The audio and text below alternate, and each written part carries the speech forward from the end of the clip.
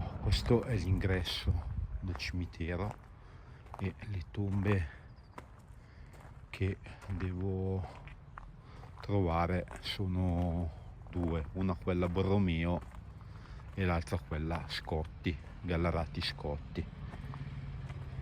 Hanno tutte e due un'estrema importanza, però appena sono entrato ho visto già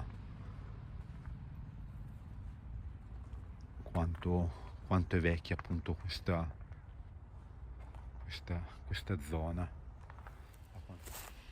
Anche questa è molto, non c'è più una foto, ci sono un po' di fiori.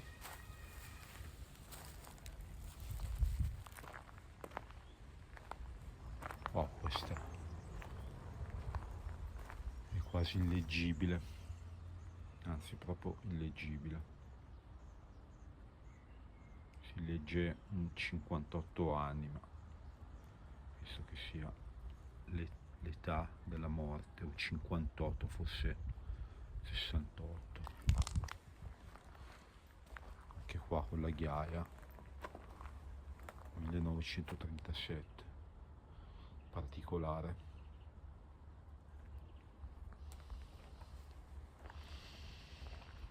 Aspetta, sembra quasi di essere al Monumentale di Milano, però molto più raccolto, più piccolo, è veramente strano.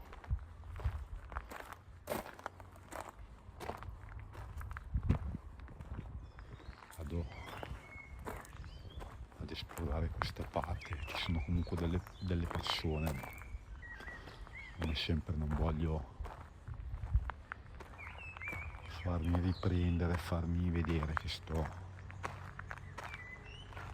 riprendendo. Questa è proprio strana, c'è una corona nera dietro che vado a vedere.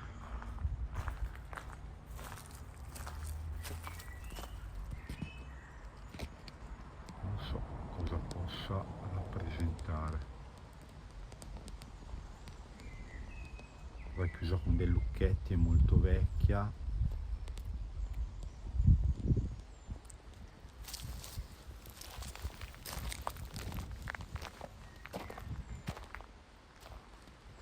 Anche questa.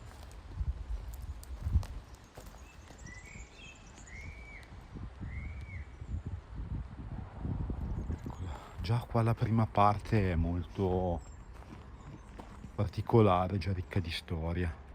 Che qua questa addirittura è ricoperta, proprio abbandonata, non si legge praticamente più niente, c'è la vegetazione che l'ha praticamente assorbita. Anche questa si riesce solo a vedere le foto.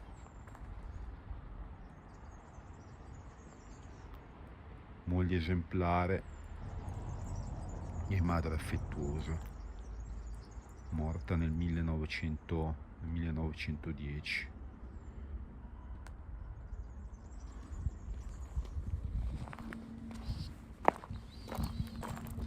Qui penso siano tutti bambini, visto gli angeli. Sì, esatto, tutti bambini, purtroppo. Anche questa è purtroppo veramente stata inghiottita dalla vegetazione. Morti nel 1922. Qua addirittura questa tomba è completamente lasciata andare, non si vede niente, non si vedono neanche i confini della... Ok, allora ho individuato la cappella Borromeo, anche perché è situata, come dicevo appunto, questa è la parte più vecchia del cimitero monumentale di Oreno, e man mano che si va lungo il viale Alberato, che è dietro a questa porta, si va nella parte più nuova, e quindi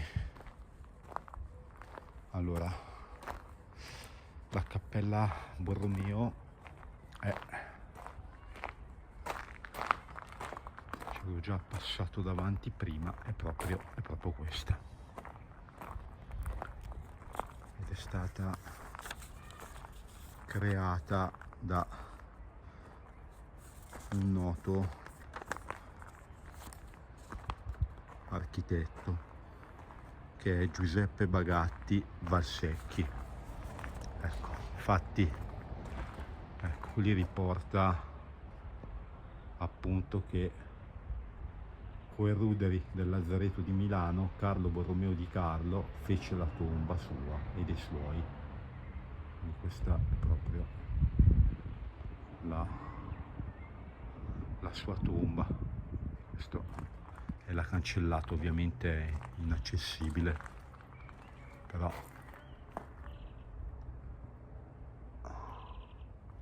è proprio questa. Allora, Borromeo è una figura molto importante della zona perché aveva qua la sua tomba, perché aveva appunto una villa sia qui che nella vicina Arcore, dove addirittura nei sotterranei si dice, credenze popolari, che ci sia ancora il suo spirito, e venne usata i sotterranei durante la guerra come rifugio, mentre lui nei sotterranei al tempo, come si usava, teneva appunto del ghiaccio invernale per i suoi, per il cibo, per la raccolta appunto del cibo durante l'anno. Adesso volevo andare dietro a vedere se si vede la parte posteriore.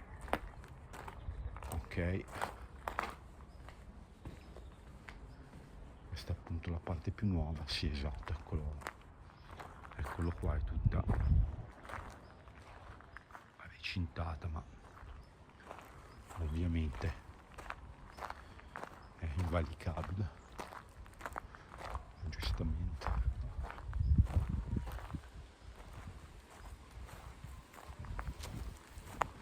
Questa, vediamo se riesco a far vedere la parte posteriore, proprio quasi come una torre, una seconda casa, addirittura con un giardino al suo interno, un albero.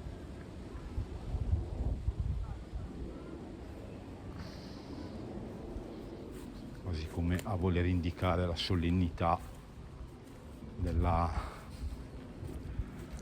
persona. E ho individuato anche un'altra famiglia molto importante, che è la famiglia Scotti, che è subito là all'entrata, e c'è la propria cappella personale. Anche lì la famiglia Scotti ha una storia molto importante, molto importante. Lì dentro riposa Tommaso Gallarati Scotti, che non era solamente un nobile, che è stato l'uomo che ha rappresentato l'Italia sia a Londra che a Madrid. È stato appunto un diplomatico che ha parlato con i re e i primi ministri del mondo. Diciamo che ha scelto delle linee più pulite, un po' fredde. Ovviamente anche loro hanno un piccolo giardino sull'interno. Qua c'è una entrata che è di là, infatti qua sono proprio nel retro. Non so se si riesce, no, non si riesce assolutamente a vedere. Ok,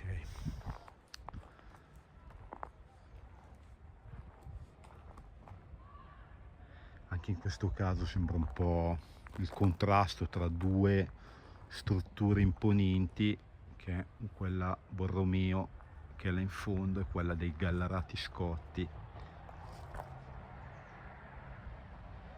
e poi tutto il resto del popolo che è vicino. Guardate, questa è forse la tomba più vecchia che ho visto, ma non riesco a leggere, è molto strana, molto piccola, non si legge niente, c'è un lumino nuovo, però vabbè, tutta sembra fosse, potrebbe essere forse di un bambino, non si legge né il nome né niente, anche se questa non è appunto la zona. Queste tombe, quelle più grosse, forse quelle anche più importanti, siano tutte tutte laterali, cioè praticamente prendono sempre le cinta del muro, e il resto sono tutte in mezzo, come quasi a simboleggiare l'importanza delle famiglie che poi racchiudono tutto il popolo, le persone diciamo un po' comuni che ebbero contatti in un modo o nell'altro con loro.